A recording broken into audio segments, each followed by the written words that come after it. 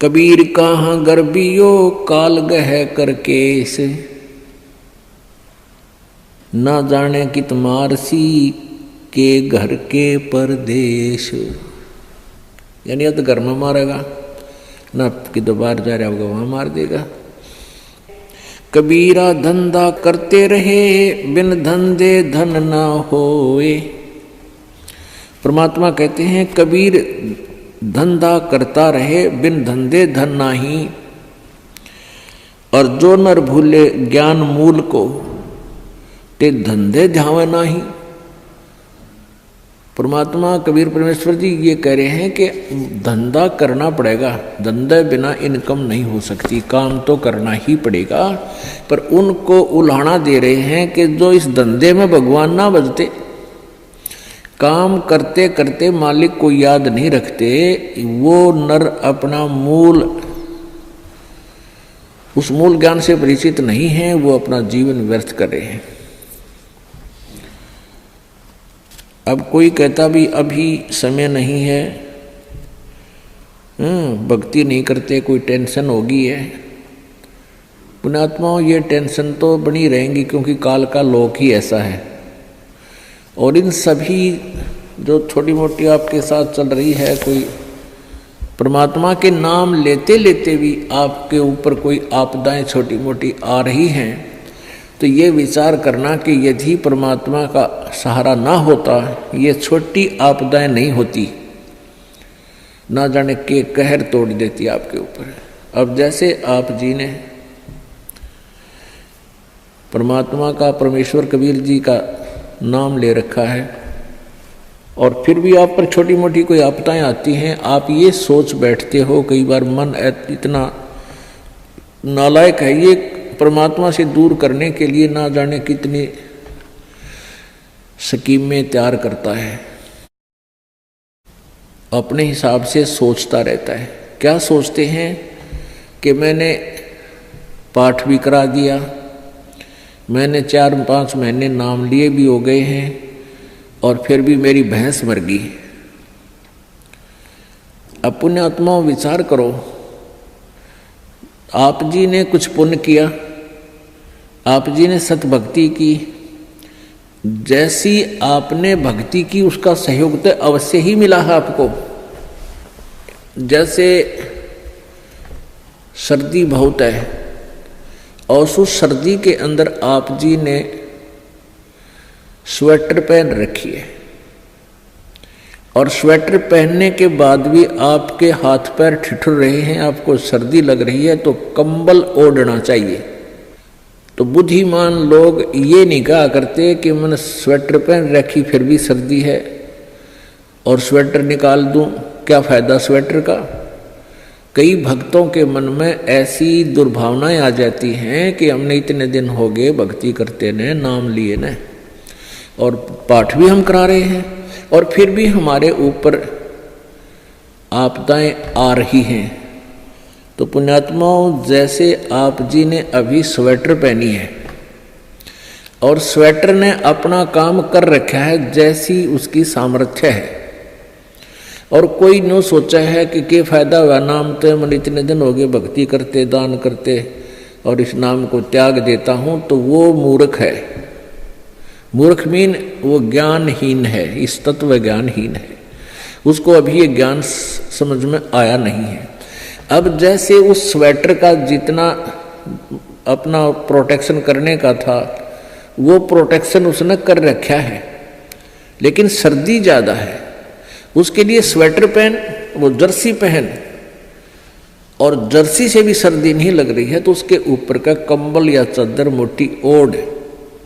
ये नहीं कि सर्दी लग रही है तो इस स्वेटर न निकाल दूं, जर्सी पहन ली, इससे भी सर्दी लग रही है इसको भी फेंक दूं, तो उससे तो सर्दी आपकी जान ले लेगी। तो ऐसे ही आप जी जितनी भी भक्ति कर रहे हो अभी तक, उसका सहयोग, उतना सहारा आप जी को अवश्य मिला हुआ है। तो ये सोच लेना चाहिए कि आप जी के कर्मों की यह सर्दी बहुत ज़्यादा है, अत्यधिक है। आप जी भक्ति भी कर रहे हो, नियमित रह रहे हो, और दान धर्म भी कर रहे हो, और फिर भी आपके ऊपर आपदाएं हैं। आप जी की ये कर्मों की सर्दी बड़ी भयंकर थी। अगर आपने प्रोटेक्शन ना कर रखा होता, परमात्मा की शरण में नहीं होते, तो आपकी जान चली जाती, परिवार में भी बहुत हानि हो जाती। अब तो एक भैंस मरने से ही काम चल गया, भैंस तो और 20 दे भगवान, अगर आपकी भक्ति ठीक रही तो इस प्रकार आप जी ने अपने तत्व ज्ञान को संभाल कर रखना है, इस पर असर करना है, अमल करना है, और इसके आधार से अपने इस भक्ति मार्ग पर लगा रहना है। अब कई भक्त कहते हैं जी हमें, मेरे 3 दिन मंत्र ना जपा, मैंने 4-5 दिन मैंने नाम नहीं जपा। क्यों नहीं जपा? कि टेंशन हो गई थी। अरे भले आदमी टेंशन तो हो जा, खैर टेंशन भी हो जा, लेकिन भगवान की भक्ति भी अपना करता रहे, दुखी सुखी हो गए। उस टेंशन को भी पड़ी रहेगी, लेकिन मंत्र भी थोड़ा बहुत कर लेना चाहिए, छोड़ना नहीं चाहिए। अब ये तो मंत्र इस काल ने तो इतनी टेंशन कर रखी है इस प्राणी के साथ में, गिनती है को ना।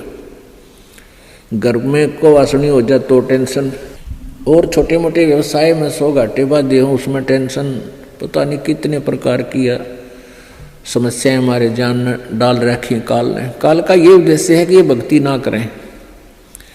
जब इनको मनुष्य शरीर प्राप्त हो तब तो इनमें इतनी टेंशन भर दी या विकार भर दिए, कोई घुट्टी लावे, कोई जुआ खेला, कोई दारू पीवे, बीड़ी पीवे, सिगरेट पीवे, कोई 2 नंबर के काम में, कोई कोठी बनाने के काम में, यानी को इनको सबको ऐसा व्यस्त कर रखा है कि फुर्सत है कोई ना। और फिर अब ये है भक्ति का समय आ गया, अब ये भक्ति युग आ गया, भक्ति का काल आ गया, समय भक्ति काल, बिचली पीढ़ी आएगी। और इसमें काल ने कति पूरा अंगा ला दिया, ऐसे ये टेक्निकल जो ना ऐसे बना दिए इलेक्ट्रॉनिक इंस्ट्रूमेंट, जैसे mobile phone, TV, satellite, internet, कि ये जी जब भी आँख खुले रात में या तो मोबाइल में बकवास देख ले, या सामने टीवी रिमोट से ऑन, उठ कर भी ना जाना, रजाई में पड़ा पड़ा ऑन कर ले, उसमें नाचने गाने बकवास सुन ले। यानी भक्ति से कोसों दूर रहे ये प्राणी। अब इसने कितना कुछ, अभी 20-30 वर्ष से आप देख रहे हो कितना कुछ साइंस ने तरक्की कर दी, या काल गिवन है, इस काल ने दे रखी है। और परमात्मा ने भी ये समय इसीलिए चुना था कि अब ये जो साइंस के इंस्ट्रूमेंट हैं ये हमारा काम आएंगे। एक जगह बैठे और लाखों करोड़ों जगह टीवी में परमात्मा की महिमा को घर बैठे सुन सका करोगे। हम इनमें बकवाद क्यों देखेंगे? हम भगवान देखेंगे, परमात्मा की चर्चा सुना करेंगे, तो हम इसका सदुपयोग करेंगे। तो पुण्यात्माओं, ये परमेश्वर कहते हैं, जिन हर जैसा सुमरिया अर्ता को तैसा लाभ, ओसा प्यास न भाग ही जब लग दसैनी आब। जिन्होंने जैसी भी भगवान की भक्ति की है उनको उतना ही लाभ अवश्य मिलेगा। और ओस पीने से प्यास नहीं बुझती, ओस चाटने से प्यास नहीं बुझती। प्यास बुझेगी गट गट गिलास पीने पानी के गिलास पीवा, जब प्यास बुझेगी। तो हम पहले क्या करते थे, दान धर्म कितना करते थे, 2 रुपये चढ़ा दिए को 5 मुश्किल थे, 10 चढ़ा दिए तो बड़े खुश होया करते थे। या 100 रुपये का प्रसाद बांट दिया हनुमान जी के मंगलवार ने, तो ये हमारी पूजाएं थी। तो ये तो हम ओस चाट रहे थे। और अब आप देख रहे हो पाठ के पाठ करवाए जा रहे हैं, भगवान के हवन के लिए जोत के पैसे, जो जोत का घी दान किया जा रहा है, ये गिलास के गिलास पिए जा रहे हैं और इनसे प्यास बुझेगी। कोई पाठ करवा रहा है, कोई वैसे गुप्त दान, खूब वैसे दान दे रहे हैं, तो ये गिलास के गिलास पानी के पिए जा रहे हैं, इनसे प्यास बुझेगी, इनसे आपको पूर्ण लाभ होगा। और सतभक्ति मंत्र करेंगे आजीवन मर्यादा।